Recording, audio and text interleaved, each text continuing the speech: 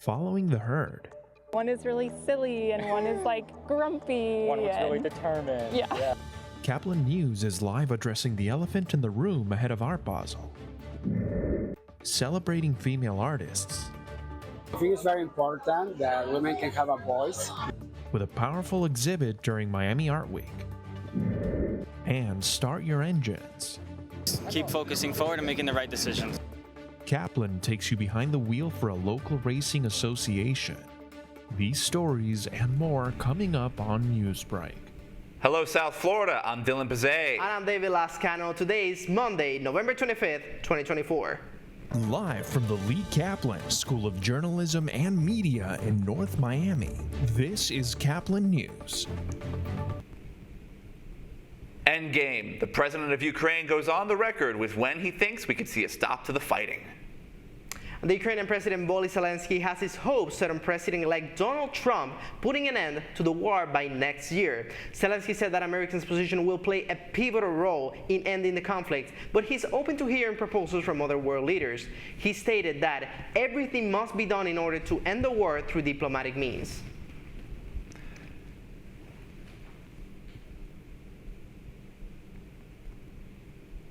National security officials and U.S. telecom executives met Friday over concerns about Chinese hackers and national security risks. Officials discussed partnering with the private sector to bolster defenses against the nation-state cyber attacks. The meeting followed reports of Chinese government-linked hackers breaching U.S. telecom firms including AT&T, Verizon, and Lumen, likely seeking sensitive data. It's about time for the elephants to migrate south, and just like the real ones, 100 elephant sculptures are migrating across the country and making their way to the sunny South Florida beach. Samantha Gutierrez is in Miami Beach with more on the Sandy Stampede. Good morning. I am amongst the elephants, and I'm not in the zoo, I'm not in the wild. It's all part of the Great Migration, a free exhibit in Miami Beach, open a week ahead of Art Basel. The herd already migrated through New York and Rhode Island. Now we're in sunny Miami Beach. So we migrate across the country to show people that coexistence between humans and wildlife isn't just possible, it's exciting.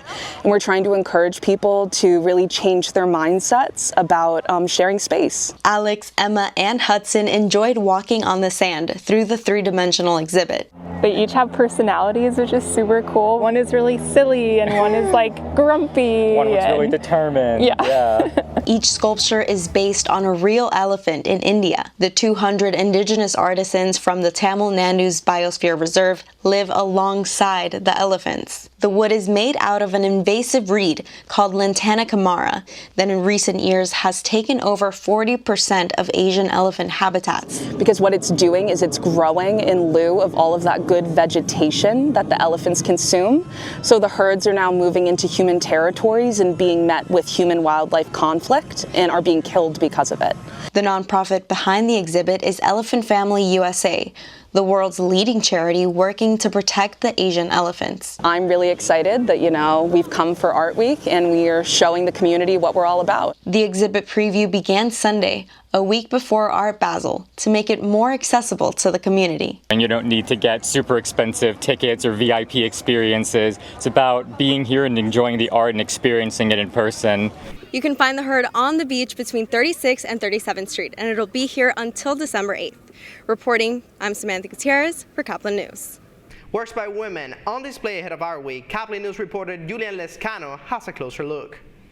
As part of this year's Miami Art Week and in recognition of International Elimination of Violence Against Women Day, a powerful art exhibit is challenging the historical silence of women within the art world.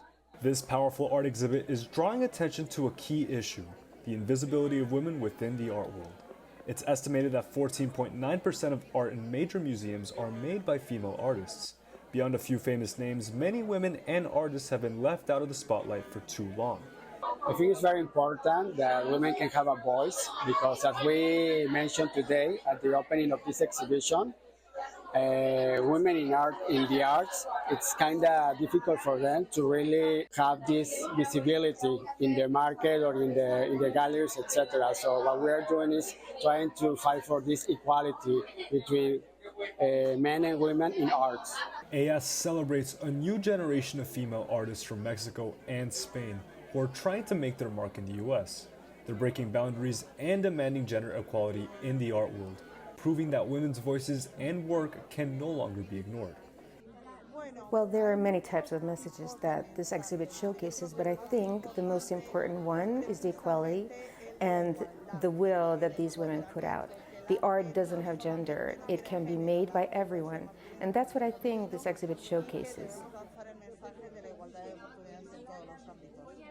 This exhibit not only celebrates the achievements of these incredible artists, but also grabs the attention of the urgency needed for gender parity in the art world. As AS continues to inspire and break down barriers, it stands as a reminder that visibility is power. I'm Julian Lascano reporting for Caplin News. South Florida readers turn the page on the latest edition of the Miami Book Fair. As Caplin's Paola Sigirignano reports, the book fair brings together authors, publishers, and book lovers from all over the world for a celebration of literature and creativity. From the heart of Miami, welcome to the Miami Book Fair, an event where literature and culture meet. Now join us as we explore the best of this unique festival. The Miami Book Fair is an annual event that brings together authors, readers, and literature lovers from all over. Here, stories come to life, connecting those who write them with those who enjoy them. For me, writing is very integrated with who I am. I don't necessarily consider those things separate. For me, it's such a communicative and often collaborative medium that I feel very thankful to get to write for a living. On every written page, authors seek to share emotions, experiences, and messages that resonate with their readers.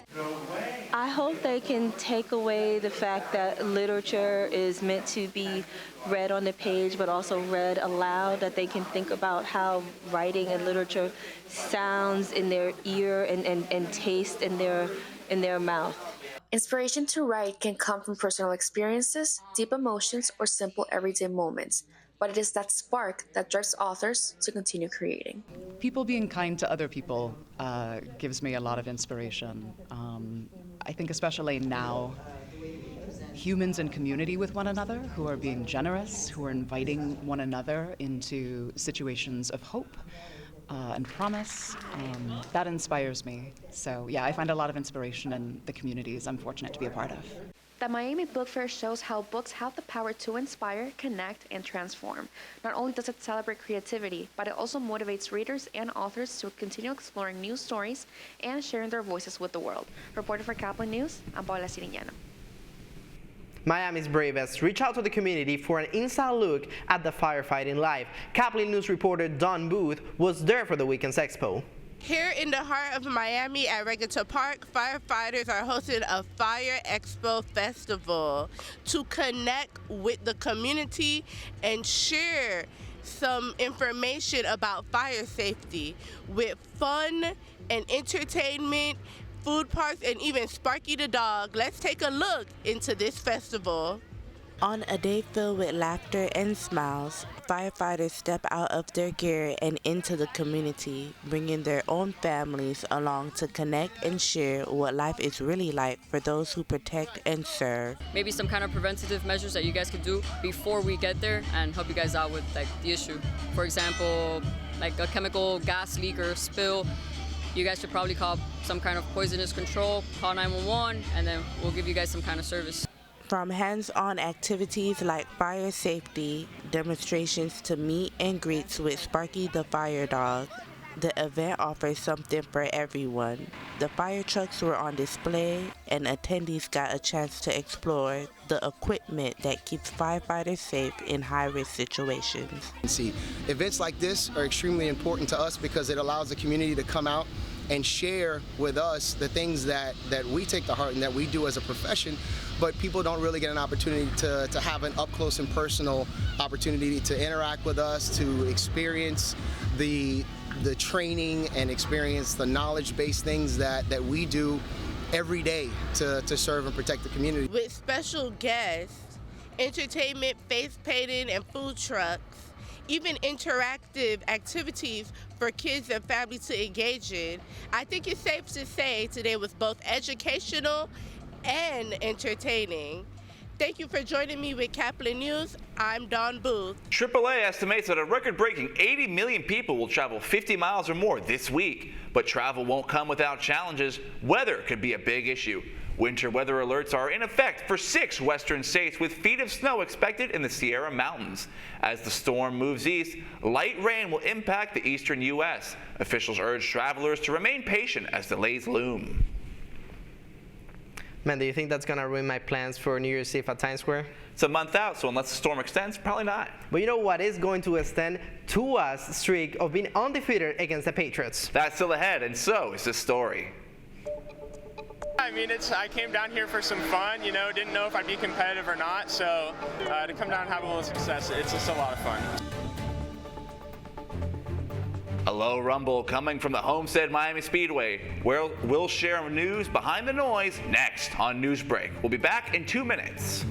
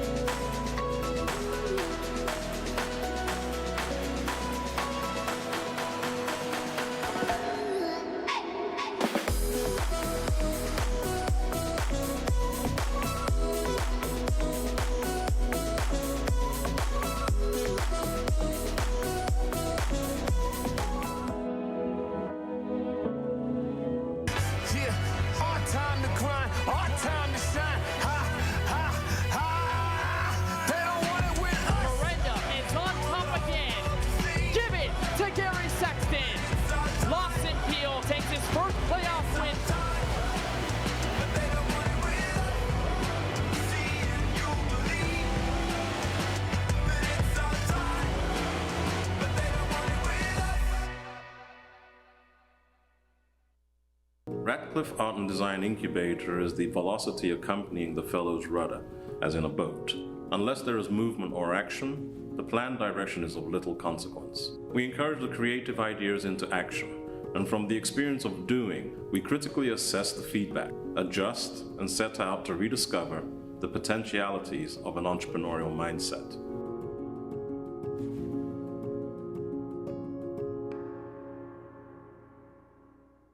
Stem is precise, no margin for error. Dare to forget that.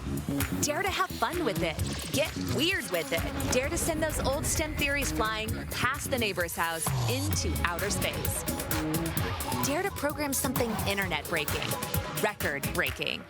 Dare to blow their minds. Dare to learn the difference between sedimentary and metamorphic rock. Go find those rocks. Dare to keep daring. Dare to STEM. Check out She Can STEM to get started.